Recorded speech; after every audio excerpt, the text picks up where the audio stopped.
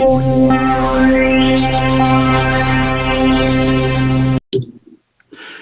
and welcome back to Super Necessary. Today our guest is former Cage Warriors bantamweight champion and current UFC fighter Nathaniel Wood. How you doing, guys? You okay? Oh, good, mate. Yeah, good, thanks. How are you? How's everything going? Yeah, good, mate. I've been busy. I've got a new puppy, so he's keeping me up at night. You know, he's keeping me on my toes, and you know, I'm not getting as much sleep, but it's all been worth it. So, you know, I'm just going to start getting him trained, and hopefully catch a few more hours in bed. What type of dog is it? He's a Belgian Malinois, so they're the pretty much the most highest drive dog you could get, but we is what I wanted because, you know, I want a dog that's going to, you know, go out for runs with me. I want a dog that's going to come to the gym with me and pretty much be joint to the hip. And from my research, that's the dog to get, you know. So I'm looking forward to it. But as I say, right now in the puppy stage, it's hard work. So, you know, it's going to take a bit of work. I think you'll need them runs to tire it out, won't you? Yeah, exactly that. Well, hopefully that's money well spent, eh? Yeah, he ain't cheap either. So he's got a raw diet and, you know, some crazy stuff that I've got to give him, supplements and all sorts that the breeders told me. So, you know, he's costing me a fortune, but, you know, can't put a price on love. No, you can't. Certainly can't.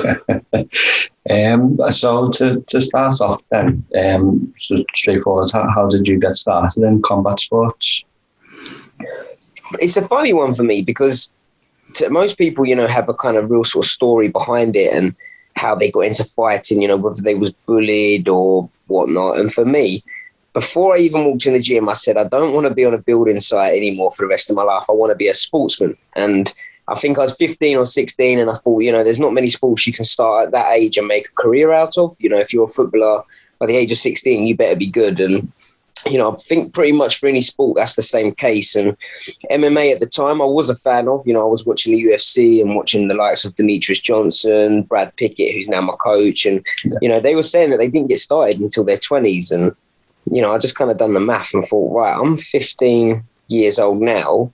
If I put the work in, why can't I be where them guys are? You know, training for a living, being an athlete, that just ticks all the boxes for me as a dream job. So, you know, the very first day I walked through the gym with my dad, who was training at the time, the goal was I'm going to make this my living. And, you know, the rest is history. I was like a duck to water. You know, I got on with it very well. I've always been a very competitive person, and I've always been very boisterous is the word. So, like, you know, I love play fighting. Yeah. Whenever like my cousins would come over when I was young, I'd be getting in trouble because, you know, I'm throwing spinning kicks that I've been watching off Ninja Turtles, and you know, I've always been that kind of active kid. So, you know, it's the best job I think I possibly could have. You know, I couldn't work in an office. I didn't like working on building sites, and yeah. So for me, it's a bit of a weird one, really. That, you know, I didn't even start training, but I just said, you know, this is going to be my job, and you know, it took me about 8 years, but we finally got there, and you know, now I'm earning a decent paycheck. You mentioned there about other sports having sort of a limit with age. What do you think the limit would be in MMA? It all depends, I guess, on the style of your fighting and how long you've been doing it for. So, you know, as I say, my coach, Brad Pickett, he retired at about the age of 37, but he didn't start till he was 26. So, you know, that's an 11 years career that he's had. Well, if that's the same case for me, I'll be retiring in a year's time. So I hope it's not. But yeah, I think it always comes down to gym wars. Are you looking after yourself in the gym, or are you just beating yourself up every day, getting injured, you know, knocking your brain to pieces? And if you look after yourself, I think you have a long career. And I believe that I'm looking after myself. A lot of people say that, you know, I'm known for getting into these slugfests, and really not the case. I had 2 fights like that, you know, Johnny Eduardo and Josh Reed. Other than that, my fights have always come out with no damage, and I'd like to think that my sparring's pretty held back and sensible. So, you know, I'd like to think that I'd be fighting into my late 30s, although I would like to be able to retire earlier if I needed to. You know, for me, it would always be, I never want to have to fight to make a living, if that makes sense, if I don't enjoy it. Yeah. So right now, I love my job. It's the best job in the world. I enjoy training. I enjoy competing, and I get paid a lot of money to do it. If it got to the day where I didn't enjoy it anymore and I had to keep doing it, then, that would leave a bit of a sour taste in my mouth. So, for me, as soon as I would like to retire, then I'd like to think that, I've made enough money in the sport, or, I've got other options and avenues that I can go down. Yeah. Yeah. You mentioned Brad Pickett as your coach. We had him on a few months back, and he spoke very proudly about your career and your prospects. How did you get training with Brad in the first place? So originally it was just for a teammate of mine, Aaron Blackwell. They had the same managers at the time.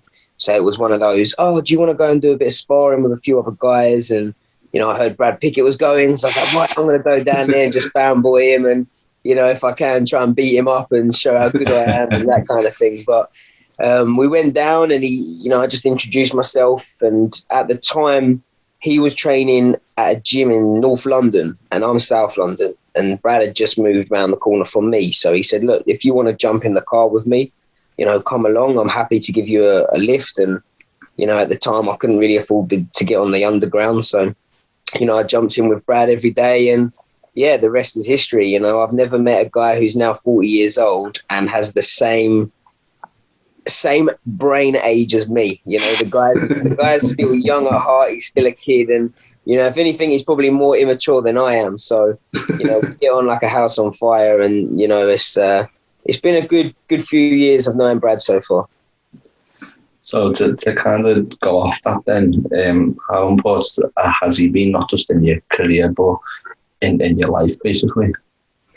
He's played a huge part in it. As I say, with Brad, he's always someone that, not just in the MMA world, just in life in general, I can always ask for him for advice. He's like a father figure. I've got my dad still and I'm very close with my dad. I'm lucky like that. And to have another kind of father figure, I'm spoiled almost. If I ever need some advice of someone and, I need someone to talk to, Brad's always there. The guy doesn't earn a penny off me. He's not one of these guys that I feel like is just leeching on, and yeah. I generally feel like he's a person that's there for me and, he's there for me whether I'm fighting or not. If I retired tomorrow, I'd like to think that he'd still be there. I'd still hear from him just as much as I do now. And, to have that these days with people, it's rare. So, yeah. For that, I'm very grateful. Absolutely. So you only had 2 amateur fights at the beginning of your career. What was behind the decision to go pro so early on in your career? Well, I was one of those fighters that, I trained for a couple of years before I even had my semi-pro amateur fights. I think I trained for 2.5 years, whereas nowadays, you got kids competing after a few months of training. Yeah. So, I felt like I was ready and I compared myself to who I was training with in the gym. I think if you're training with pros in the gym and you're doing very well against them, maybe it's time to go pro. And, I was getting the better of guys that had been training for years longer than I had. And, for me, it was time to get in there and, get in them pro rankings and start throwing elbows. Yeah. So then, how important has it MMA been in your life, not just from a physical standpoint, but mentally as well? It's played a huge part in my mental health. I'm one of these guys where I can't sit still. If I sit down and watch TV after an hour, I'm itching to do something. I can't sit in an office. Being on a building site it's not exciting enough for me. I need to be, I'm a bit, in a way, kind of like an adrenaline junkie, I guess. Yeah. I haven't done them, but I really want to do skydives. I like motocross riding, anything that, gets that heart rate going. And, what better sport than MMA? So, I'd say that's played a huge part in my life, just keeping me occupied. I've not got a background story where it's like, I was involved in the wrong crowd or anything like that. But yeah, having MMA made me stay occupied, made me stay on always the right path. And, I feel like a lot of kids out there now who are struggling and, not knowing what to do with their lives, whether they're suffering with depression or, whether they're involved in gangs, if they get into MMA and get into, martial arts, you know, I think it can help everyone. So, and of course, you get a six pack. You know, I'm always staying fit in the gym. You know, I don't know what I'd be looking like if I didn't train, but you know, I can't imagine it would be too good. And I'm not the prettiest of kids, so you know, I don't think I'll be doing too well with finding my fiance if I didn't have the abs there as well. So, are you kind of always training? Do you not really switch off in? Like, is there any different for you in terms of like a fight camp to regular training? Is it kind honestly, mate? No. Like for me, to say I'm having a fight camp sometimes ridiculous because nothing changes. You know, I'm training all the time, and if anything, my dad and my coaches they have to say, "Nate, calm down a little bit. You know, you're going too hard too early, and it's hard to maintain your peak." So I've had times where 6 weeks before a fight, I'm at my peak, and I'm having to try and maintain that, which is draining. You know, it physically is, and you end up overtraining and burning yourself out. So, you know, I do have to rein it in a little bit, which is what, as I've got older, I've done better at. You know, I've lost fights in the past where I was just went in overtrained, and you know, I've worked that out now, and yeah, I'm getting better with it. But I am one of those guys that just can't switch off. You know, I'll watch an hour of TV and then I'm like, right, you know, I need to do something, whether it's go and walk the dog, whether it's, you know, go and learn something. I'll be on YouTube learning how to cook or do something. You know, I just always feel like if I waste more than an hour, I feel guilty for it. You know, and I don't like that feeling. If I go on holiday, I don't mind sunbathing, but I've got to have a book in my hand, or I've got to feel like, you know, I'm upgrading the software somehow, you know, whether it's in MMA or whether it's just in life in general. You know, I don't feel like I can switch off very long. So, yeah, you know, what sport to be in to stay occupied. Well, that's it. It's ever changing, isn't it? So I think you always the opportunity to learn when it comes to MMA. Yeah, exactly. I do find now I've been, I put the PlayStation back on. I've been jumping on Warzone, Call of Duty. So, you know, I do find that helps to switch off sometimes. I've got about 2 hours on the other day, and then I just thought, right, I've got to come off now. But, you know, I'd say that's a little bit more entertaining than just watching TV for me. Yeah, definitely. Are you a rage gamer? No, I might. Do you know what? Someone said about getting on the old Twitch, so I might just do it. And, you know, who knows, when I retire from fighting, maybe I'll be a multi-millionaire from playing PlayStation. Why not? I'm sure you'll have plenty of fans that will want to see it. Yeah. So before you joined Cage Warriors, you had one fight in Bellator back in 2016. Was there any reason that was only a one-fight deal? Yeah, it was just Bellator, I think, will come into London. You know, my manager got on the phone to me and said, look, there's an opportunity here to fight on a big promotion. So that's what I did. And it was just a one-fight deal, never really heard anything back. So, you know, lucky I didn't, because otherwise I may have not been in the UFC and Cage Warriors, and, you know, my career might have gone a complete different way. But, you know, it was a good promotion. It was cool to fight in the O2. It wasn't sold out like it was in the UFC, but, you know, it was a good experience, and it was nice to be able to say that I fought on Bellator. Mm. Yeah. Was it good to get some sort of, I suppose, mainstream exposure before you were a bigger name, as big a name as you are now? Mate, that's the thing that I say to people now, that until you get to the UFC, stop looking at getting paid good money and focus on building your brand, you know, and that's what Cage Warriors do. Cage Warriors, if I'm honest, they didn't pay me great money. You know, they paid me just enough to get by. But the promotion they gave me allowed me to get to the UFC, and it allowed me to, you know, build my name, build my portfolio. I had more followers on Instagram and Twitter than, you know, certain UFC fighters. So, you know, I try and tell kids these days that don't focus on the money yet. Focus on building your brand, because once you've built your brand, the money's there. And this is coming from me. I'm not rich by any means at all or anything like that. But, you know, I'd like to think I'm doing okay for myself, considering I fight in a cage for a living. But I tell these kids, like, you know, in the UFC, you get 2 fights, and if you lose, you're probably going to get cut. You know, 2 fights on the trot. If you haven't had a win, you join the UFC, you lose. Okay, cool. You get another go, you lose again. Unless they're really good performances, or, you know, you just got really unlucky, you're looking at getting cut, I think, anyway. And you're probably starting on 10-10, so you could walk away with 20,000. minus the dollars to pounds, let's say that's 15 grand, then take your tax away, give your manager their cut, you're not getting any money. So, what I try and tell the kids is before you get to the UFC, before you get to that big platform that's going to give you the shot of making a career, and potentially making Conor McGregor money, build your brand. Because if you build your brand and your name, you've always got that. That's not going to go anywhere. So, whether you then retire from fighting and going into something else, it's going to help. You're going to be able to always rely on your brand, your name. And that's what I think these kids need to look after for more now. And, I'm not going to mention any promotions, but I know a lot of kids or a lot of young people, shall I say, at the time when I was, on the local circuit, they went off to shows in different countries and just got fed to lions, basically. They got given 5,000, 10,000 pounds, which they thought, was amazing at the time. Got knocked out. That's it. Career's kind of over. Whereas I'd like to think, I was sensible. I had Cage Warriors, who were a decent promotion. They gave me good matchups. I wasn't given any easy fights, but I had the hype behind me, and I got the promotion that I needed to be able to build up a decent following. And, I didn't have as much money, but now it's paying off. So, I kind of went off a little bit then. But, yeah, that's what I think these young fighters should be focusing more on now, is building their brand and, obviously be themselves, stop with the fake trash talk and, and just don't think about the quick payday. Think of the long term, and, yeah.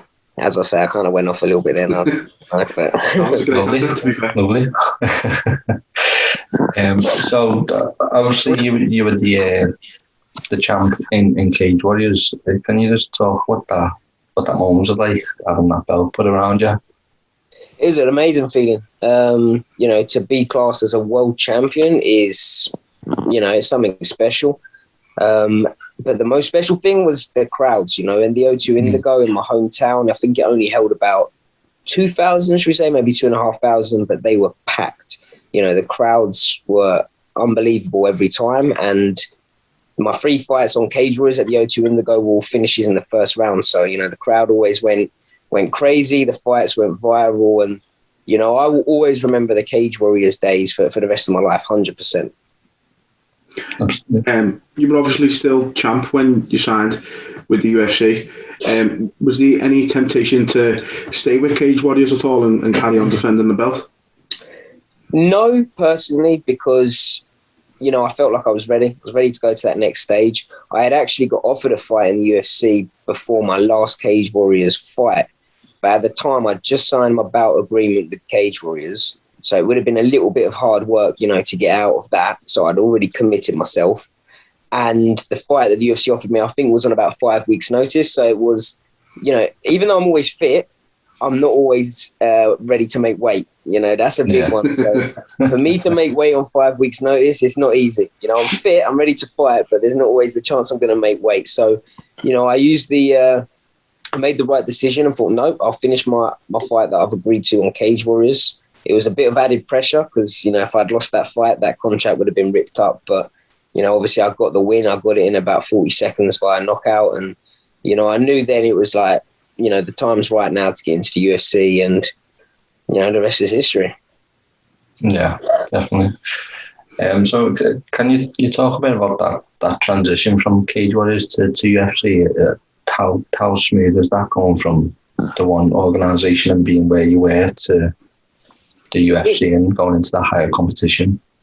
It's funny because obviously that's always been my dream to get to the UFC, but when it actually comes, because it's been such a long journey, it just feels right, if that makes sense. It didn't feel, it didn't feel like, I've just won the lottery or anything like that, because it had been a solid 8 or 9 years of hard graft, winning your fights, lose a fight, you're 2 steps back, win the fights, and working your way up. And, obviously when my manager gave me the text to say you've been signed by the UFC, I knew it was already coming because, I'd already been offered a fight before. Then I got a knockout in 40 seconds. It was obvious that it was going to come.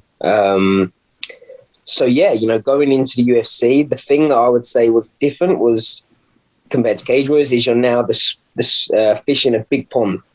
In Cage Warriors, I was in a way the big fish in that little pond. And, when you go to the UFC, it's huge. You're talking worldwide now. So, you know, you're at the bottom of the list, and, you know, the days of being the main event, you now got to work your way back up. And, you know, it's a nice feeling. If I'm honest, it's the, you know, it's the journey. That's the fun bit, you know, the losses and stuff. It's all part of it. And, you know, eventually one day I'd like to think in the future, when I've got UFC gold wrapped around my waist, these are the days I'll be missing. You know, this is the journey that you enjoy, and, you know, it's on your pathway to greatness. Yeah, absolutely. Speaking of moving from Cage Warriors to UFC, obviously it's been big news this week with Paddy the Baddy being signed to the UFC. Have you seen much of Paddy yourself, and what do you make of him, if you have? Yeah, I've met him a few times. Cool kid. You know, I've always just, hello mate, how are you? That sort of thing. The amount of promotion he's getting now is crazy, you know, to be getting, I think the UFC put up a thing about him before they had even technically signed him. And, you know, I've never seen that before. So, you know, I just, yeah, mate, he's going to enjoy it. And, you know, it's going to be good to see him in there with the UFC gloves on. Yeah, it's crazy seeing him everywhere, all over Twitter. He's like cancelling accounts and everything. He's doing it all. It's mad. He's not even in, like, as a fighter. Yeah, it's crazy. And he didn't show me what the secret is.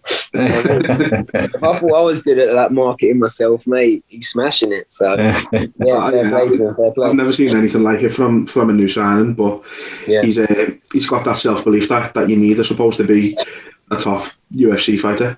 Yeah, no, he's doing well. So, you know, it'll be interesting to see how he gets on. You know, obviously, the UFC is a step up in competition. But yeah, you know, he's obviously ready. He's been around a long time. So, you know, I think he'll do well. Yeah, definitely. So obviously, your last fight was in October against Casey Kenny. Unfortunately, you're on the losing side, which actually split a lot of opinions. So are you the type of fighter that takes a lot from a defeat and can put that into your next fight? No, if I'm honest, not anymore. You know, I always think now that at loss, there's a lot more going on in the world to stress about. So, you know, it was one of those where MMA is a game of luck at the end of the day. And, you know, I watched the fight back. I thought I'd won it, but, you know, the judges didn't. So I'm not going to cry about it. At the end of the day, it's the judges that make that decision. And, you know, Casey Kenny, hats off to him. He had, you know, a good performance and got the win. However, I thought, you know, I should have had it, but, you know, that's my fault for not finishing the fight. So, you know, as I said earlier, it's all part of the journey. You win some, you lose some. And, you know, I'm just using that now as, you know, more reason to finish my next fight. And, you know, believe me when I say we've changed a few things up in the gym, and, you know, I'm going to be a lot more aggressive than I was in that Casey fight. And, you know, I just can't wait to get back in there and you know, show the crowd what I'm capable of. Them judges as well, they always make the right decision sometimes, did he? Yeah. Mate, I swear, I think the geezers I think they might have been on their phones while we was like, how one of them scored it 30-27. I'm like, come on, man. Do you know what I mean? Like, what have I got to do? Have I got to knock him out to get a draw or something? You know? It's stupid. Yeah, definitely. So you mentioned obviously you've mixed it up in training since then, and as we mentioned, it's been 6 months since we've seen you fight. Is there anything in the pipeline? Is there anyone you've got your eye on for your next opponent? Well, unfortunately, I'm just dealing with a hand injury from the Casey Kenny fight. You know, I torn some ligaments in the little knuckle on my right hand, so it sounds a lot more worse than it is. You know, living like a normal person is absolutely fine, but as soon as I started putting impact on it, it wasn't right. You know, it was hurting. It was causing me a lot of pain. And, you know, unfortunately, I started training, getting ready for a fight, and it just went again in training. So, you know, the doctor has said to me, look, you need to rest this for 8 to 12 weeks. Otherwise, it's just not going to recover. He spoke about operating on it. He spoke about taking tendon from my wrist and putting it in the knuckle, and it just sounded horrible. So I said, look, no, I'll rest. You know, I won't hit or put any impact on that hand for... He said 8 to 12 weeks. I'm going to go for 6. You know, I reckon 6 weeks will be fine. And then, yeah, I'd like to get back in there. So I reckon end of June, July time, I'll be good to go. I'm still training now. You know, I'm keeping my weight down and just keeping fit. So I just called Dominic Cruz out on Twitter. But I also called out Chito Vera and Sean O'Malley. And, mate, I just want to get someone lined up. You know, I want to get a good fight and something to, you know, get the crowd going. As I say, I think I won that Casey Kenny fight. I think he actually beat Dominic Cruz. So, for me, that's a fight I'd like. I feel that I beat Casey Kenny. So, I feel like that should have been me in there with Dominic Cruz. I feel like I should have been fighting the former champ. And, I feel like it would be a different result. I feel like I'd kick his leg to pieces and, I feel like I'd finish him. I've seen you on your Instagram, you've been mixing up with your training, throwing them tomahawks, drilling them. Yeah. Like to see one of them in a fight. Right? Yeah, so a lot of people think they're illegal, but the ones I'm throwing, they're not. They're at a slight angle and they're coming in more as a straight in your face as opposed to up and down. So, we're learning these new little tricks, and I want to get a viral finish with. I want it to be like Cage Warriors, where my fights go viral, the crowds are going crazy, and I think one of them will get that. So we'll see in the next fight and see if I can get another 50 G's bonus. That'd be lovely. Yeah, you're not too many of them, so I'm sure it will go viral if you manage to get one. So obviously now in bantamweight we've got a new champion with Sterling. Obviously there's a lot of controversy around it. Just wanted to get your opinion on that and what went down. Mate, what was Peter Yan thinking? That was, I don't know. In a way, I just don't even know what to say. It's a good job, but he's not my fighter or something, because if one of my fighters had done that, I would be losing my shit. How can you, mate, you would have won that fight, and he sat there for about 10 seconds and then threw the knee. So I don't know if he thought he was in ONE FC or, he just forgot the rules all of a sudden, but yeah, fair play to Adrian Sterling, because I feel like people are giving him a lot of stick. He didn't do nothing wrong. Do you know what I mean? He took an illegal knee, whether he had to continue or whether he could have or not. It's only him that will know that. And, in a way, I think, why not? You've just been offered. If someone's telling you, right, mate, just, say that it hurt a lot more than it did. We'll give you double pay. You'll be on championship money. You'll be the champ. Come on, of course you're going to do that. Do you know what I mean? So, yeah, I think Peter Yan only has himself to blame on that one. And, I feel like everyone should, lay off a little bit on Aljamain Sterling. But, I think he's loving it at the moment. I think he's winding up the trolls and stuff. So, fair play to him. He's worked hard, and let him enjoy it. Yeah, I think that was our reaction to it, to be fair, when Peter hit that knee. We both just kind of like, he had to fight done, as you say. If you had money on him, you would be fuming. You really would be fuming. Absolutely. So, I'm just glad I didn't put any bets on. I've actually seen a video of Sterling. I think this way people have a go at him. He talks about it in that moment after being kneed. He's thinking about exactly what you said. I'm not going to get this opportunity again.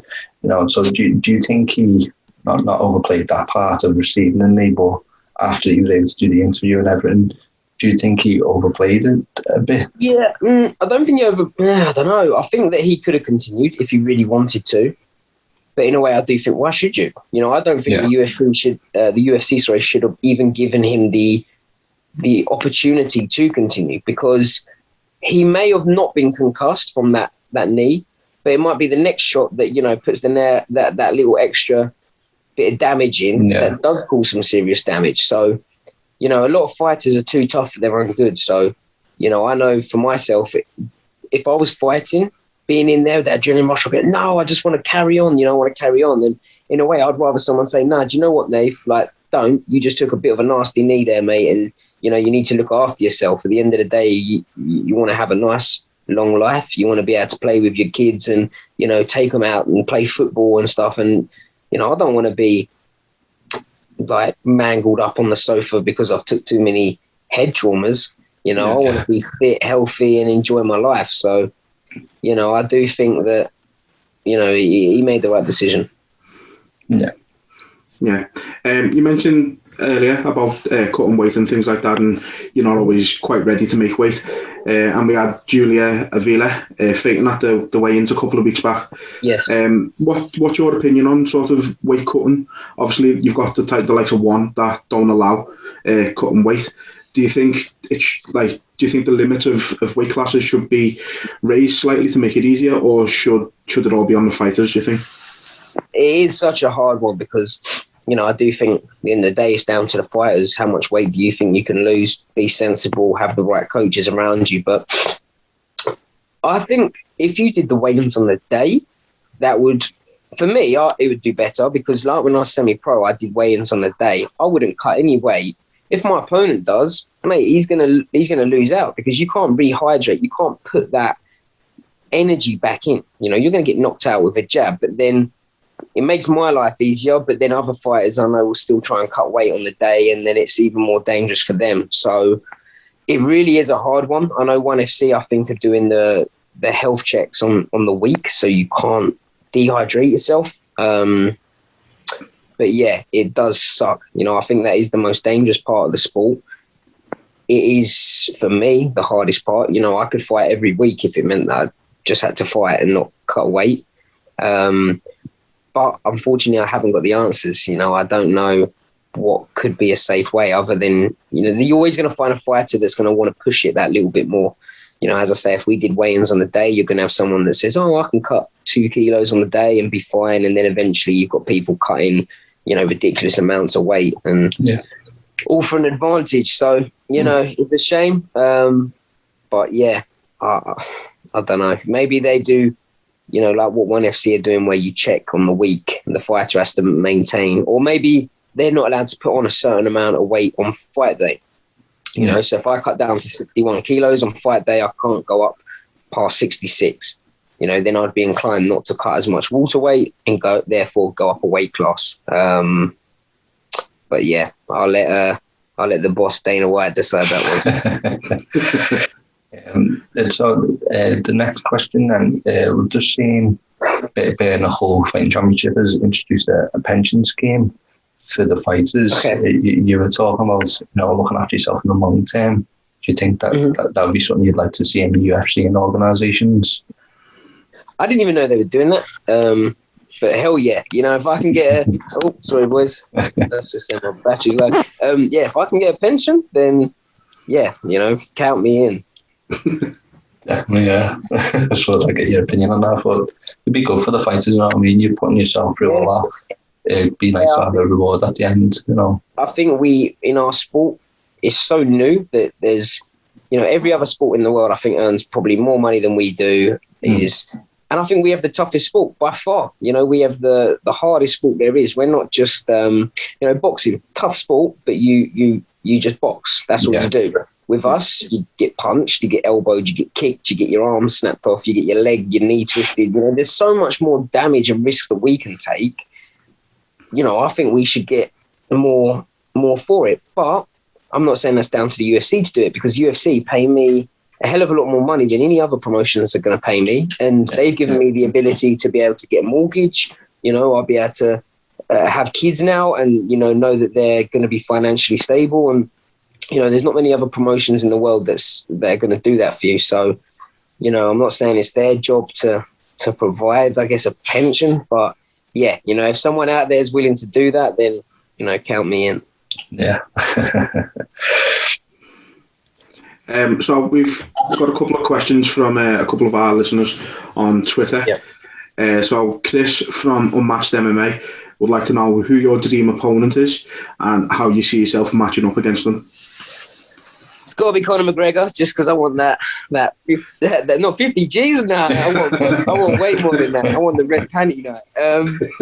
But nah, if it wasn't, not talking about money, core dream matchup, I'd have to say, that's a tough one. I would have to say Casey Kenny right now, because I'm like, man, I won that fight. I want that back. So, I'd have to say he's my dream matchup now, just so I can get to rectify that. That's such a frustrating loss. But yeah, other than that, it'd be McGregor for that payday money. And the next one that we've got is from Cyrus King. He says, what do you feel about the state of British MMA, and how do you feel it's developing in comparison to Brazil and USA? I think we're doing well, in the sense that we're such a small country and yet we have some, top fighters out there. But I do feel we're struggling in the sense that we haven't got great gym facilities here. I've got an amazing team, but, you know, our gym's, at the moment, 2,000 square foot, 2,500 square foot, as opposed to what gyms out in America, like 20,000 square foot. And, you know, we're lacking on them sort of things, but we're a small country. So, you know, I'd like to think that we're doing well. Yeah, it would be nice to see some more British fighters getting signed. But, you know, I know myself and my teammates, we've got a hell of a lot of talent coming through. So, you know, I don't think it'll be very long until we see a lot more UFC British champions. Yeah, I mean, I think British MMA right now is at a really good point, and I think the likes of, you know, I know Connor's Irish, but the likes of him, and then you've got, like, obviously Michael Bisping going back a few years, Darren Till, yourself, and now someone like Paddy coming in. I think there is so much more British talent than probably ever before. Yeah, 100%. You mentioned about his talent coming from your own gym. Could you name some fighters who are in your gym who are coming up? Yeah, for sure. We've got a young kid called Lonnie Kavanagh. He's I believe he's only 3-0 pro, but mate, what a talent! You know, he gives me such hard rounds already, and he's about 20 years old or 21 years old. Nice. So make sure to check him out. You know, it'd be good to get him on the podcast, guys, because, you know, he's going to be a future superstar. Yeah. We've got loads. We've got Nick Bagley, another fighter who I believe's 2 or 3-0. He's Brad's, I'd say, new prodigy. You know, Brad kind of got rid of Nick now, and he's taking Nick under his wing. We got Wesley Meyer. You've probably seen him on Cage Warriors. Hasn't got the best of records just yet, but unfortunately he had a bit of a bad start in his career. You know, just kind of took fights on short notice. But, you know, he's a hell of a talent for sure. You know, he's going to do very well. And he's a beast, man. You know, he's throwing elbows, knees, all sorts. And yeah, we've got loads. We've got Mike Ikendeo. You'd have heard of him on Cage Warriors. We've got Ashley Grimshaw, who's, you know, my jiu-jitsu coach. He's a little bit older. He's 38, but, you know, the talent in our gym is, you know, next to none. I honestly believe we've got the best gym in the UK. And once Brad gets his new gym facility open, then we will have, you know, the best hub, I think, in the UK as well. So, you know, I'd like to think that we'll have fighters from different countries coming over to train with us, you know, when that's up and running. Yeah, that'll be great. So, if you weren't in MMA, I know you obviously mentioned you sort of worked on construction sites and you wouldn't be up for office work and anything like that. But if you weren't in MMA, what do you think you'd be doing right now? Well, do you know what? I actually thought the other day, something that I wouldn't mind a bit of that is the like being a sports physio or like an osteopath or something like that, you know, more looking after fighters and athletes. You know, I don't think I'd want to be giving a massage to your local Doris who's about 80 years old coming in, do you know what I mean? But yeah, I think, you know, I'd like to be involved in sport, and, you know, I think I'd be like a sports physio or something like that. But, you know, obviously with something like that, I'd have to go and, you know, go to university and, you know, all those sort of things. So, yeah, I think that's something that I might have, you know, looked into a little bit more. And, you know, I'm interested when my osteopath comes around, you know, I'm always asking him questions, and I find it interesting, you know, how the body works and, you know, how you keep fighters and healthy and in the gym. Yeah. That's a good one. So finally then, what can fans expect from Nathaniel Woods this year? Just expect elbows, you know, expect them elbows coming in, because, mate, I've been drilling them, you know, since I've had an injured hand, I've been drilling them every day. So, but no, just expect me to be back in there, back to winning ways, and calling out everyone there possibly is that can get me closer to that gold. You know, I want the UFC belt. I want to, you know, achieve that dream. And, you know, I know I'm only going to have to fight the best fighters in the world to get there. So, you know, just expect that. Yeah, and when you get that viral knockout, you better believe that we're getting elbows trending. Oh yes, John Haggerty style. You know, that's it. I'm trying to throw in them John Haggerty elbows. Well, it's been brilliant to talk to you, Nathaniel. Really appreciate you taking the time. Hopefully the hand heals all well and good, and we look forward to seeing you again in the octagon very soon. You're welcome. Thank you guys for having me as well. No, I appreciate it. Not a problem.